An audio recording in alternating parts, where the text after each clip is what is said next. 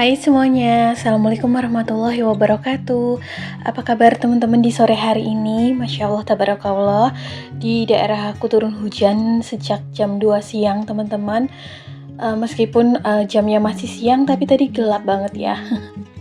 Tadi ada sempat rebahan sebentar, terus aku bergegas karena udah azan asar sekitar jam setengah 4 kurang. Ini langsung mau masak untuk menu makan malam ya, biar nanti tuh nggak gedebak-debuk gitu.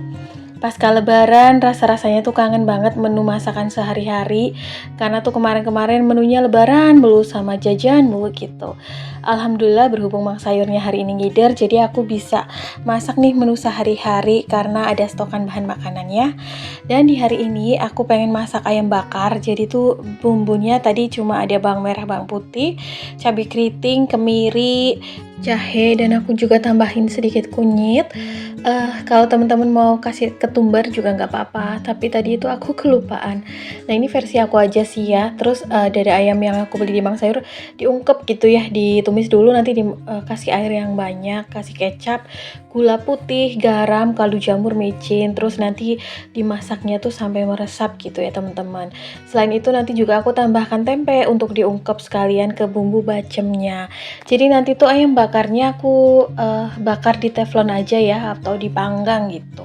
Jadi yang simple-simple aja dengan pelengkap ada tumis kangkung, sambal terasi, bakar terong, dan juga lalapan. Jadi meskipun budget yang aku miliki minim, tapi tetap bisa menyajikan menu masakan sehari-hari yang menurut aku tuh udah enak dan sedap.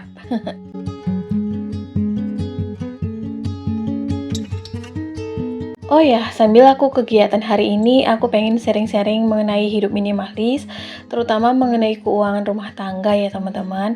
Apalagi sekarang tuh momentumnya pasca lebaran, banyak di antara kita yang mengalami pengeluaran yang lumayan besar, atau mungkin juga ada sebagian yang over budget, atau pengeluarannya itu bisa berkali-kali lipat daripada bulan-bulan biasanya.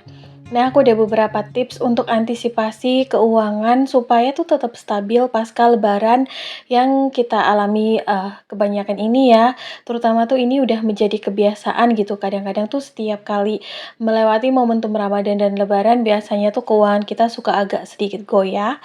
Karena setelah Lebaran pun masih ada pengeluaran yang lumayan besar, yaitu untuk acara sosial ya, seperti kondangan gitu, banyak yang hajatan dan lain-lain, mungkin untuk juga kayak pada berekreasi, saling berkunjung ke sanak saudara gitu.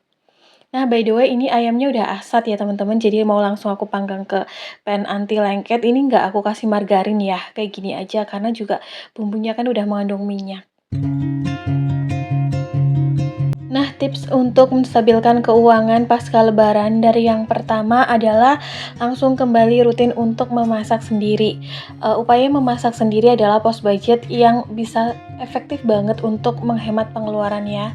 Dimana jangan sampai terlena gitu ya karena momentum lebaran. Kadang tuh leyeh-leyeh, terlalu memanjakan diri gitu, sehingga tuh kayak ya udahlah habis lebaran jajan mulu gitu, jajan di luar.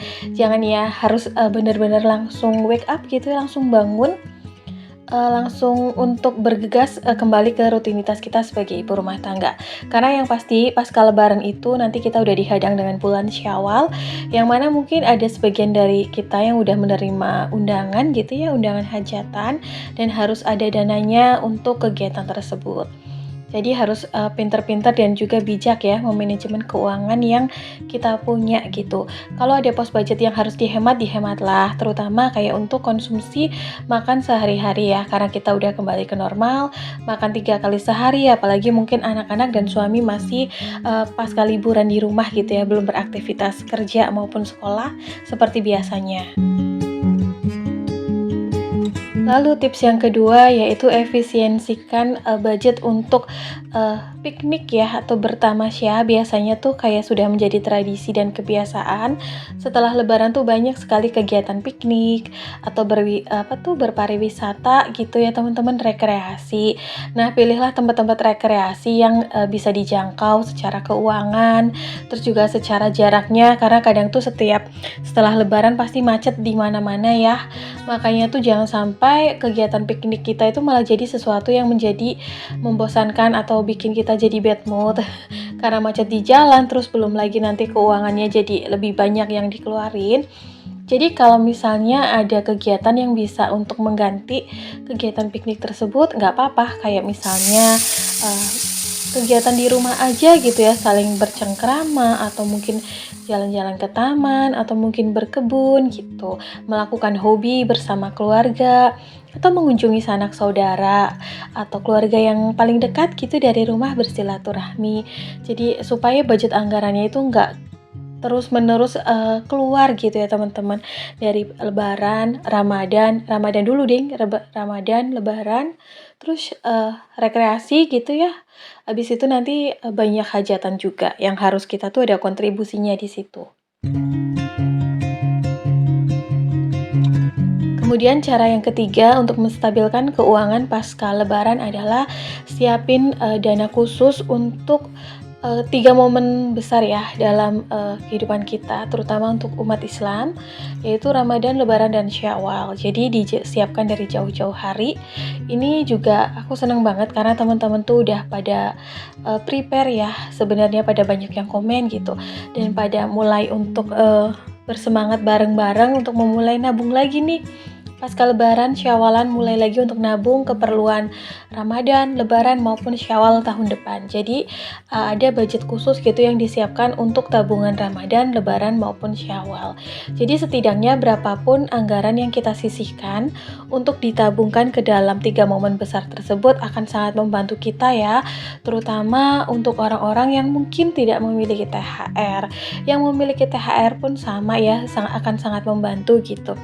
Jadi kita bisa persiapkan dari sekarang ya teman-teman, karena segala sesuatu yang disiapkan itu akan lebih melegakan dan membuat kita lebih tenang. Kemudian tips yang berikutnya yaitu jangan terlena oleh euforia momen besar yang ada di kehidupan kita, karena kita harus sadar yang namanya momen-momen besar itu tidak hanya terjadi sekali dua kali ya, akan ada kehidupan berikutnya setelah Ramadan, Lebaran gitu ya. Jadi bersukaria, bersenang-senang, bersukacita itu wajib, perlu, karena itu juga momen besar, tapi jangan sampai terlena ya. Harus benar-benar diteliti dan sebijak mungkin untuk bisa dikoreksi gitu loh, seberapa besar budget anggaran yang harus kita keluarkan dalam momen besar yang kita punya gitu.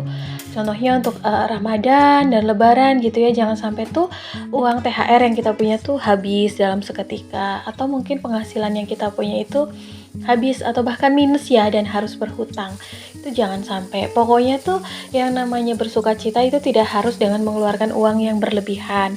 Kalau misalnya ada hal-hal yang perlu dihemat, hematlah. Kayak misalnya masak sendiri untuk menu hidangan lebaran, ataupun mungkin bikin cemilan atau kue sendiri untuk suguhan lebaran ya. Atau mungkin untuk pakaian atau barang fashion lainnya tidak perlu dengan membeli berlebihan. Kalau misalnya ada yang masih layak dipakai, pakai pakaian yang lama pun tidak masalah.